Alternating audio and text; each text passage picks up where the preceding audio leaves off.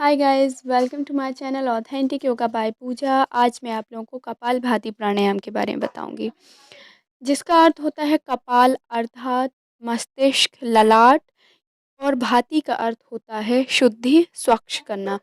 तो मस्तिष्क के अग्रभाग को स्वच्छ करना ही कपालभाति प्राणायाम है।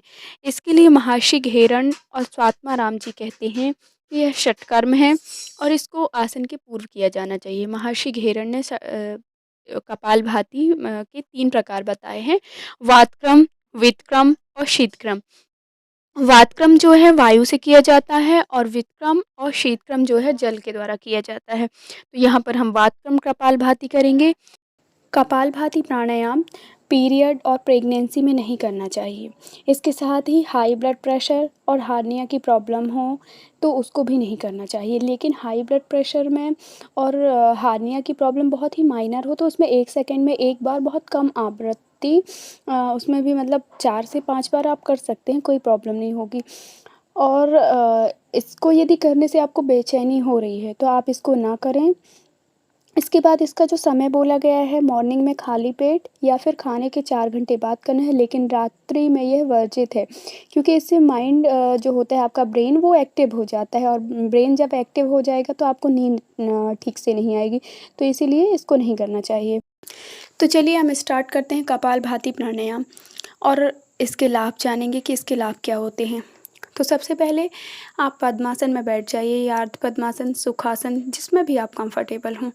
उसके साथ ही आपकी बैकबोन स्ट्रेट रहेगी, सिर और गर्दन दोनों स्ट्रेट, और दोनों आँखों को कोमलता से बंद करें। चेहरे पर हल्की मुस्कान, दोनों हाथों में मुद्रा धारण करके दोनों हाथों को घुटने पर रख लीजिए।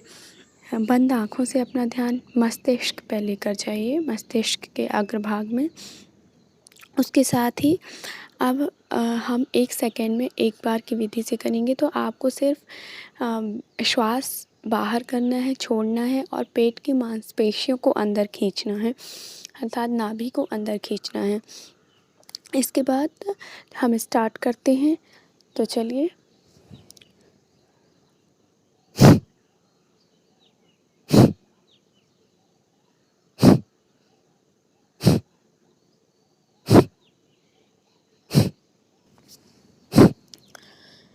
ये उनके लिए था जिनको किसी भी प्रकार की कोई प्रॉब्लम है या वो स्टार्टिंग कर रहे हैं, फर्स्ट टाइम कर रहे हैं।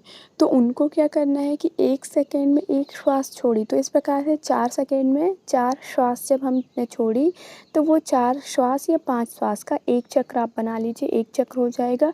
उस एक चक्र में के बाद 30 सेकेंड का स्टॉप करेंगे, थोड़ा देर रेस्ट करेंगे और फिर उसके बाद फिर से हम 4 सेकेंड या 5 सेकेंड करेंगे। तो इस प्रकार से आप 5 से 6 चक्र एक दिन में कर सकते हैं और बहुत ही धीरे-धीरे अभ्यास करना है इसका, और अपनी क्षमता अनुसार 1 हफ्ते या 2 हफ्ते के बाद इसमें थोड़ा-सा इंक्रीज़ करना है। इसके बाद हम बात करेंगे जो पहले से अभ्यास करते आ रहे हैं या किसी को कोई भी समस्या नहीं है, कोई भी बीमारी नहीं है, तो उनको किस प्रकार से करना है। तो उनको स्पीड से करना है कि बहुत ही जल्दी-जल्दी श्वास छोड़ना है और पेट को संकुचित करना है।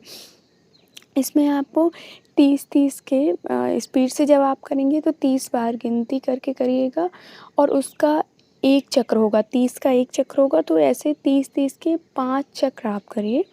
इसके बाद आप वीक में बढ़ाते जाइए। तो स्पीड से कैसे करना है एक बार देख लेते हैं।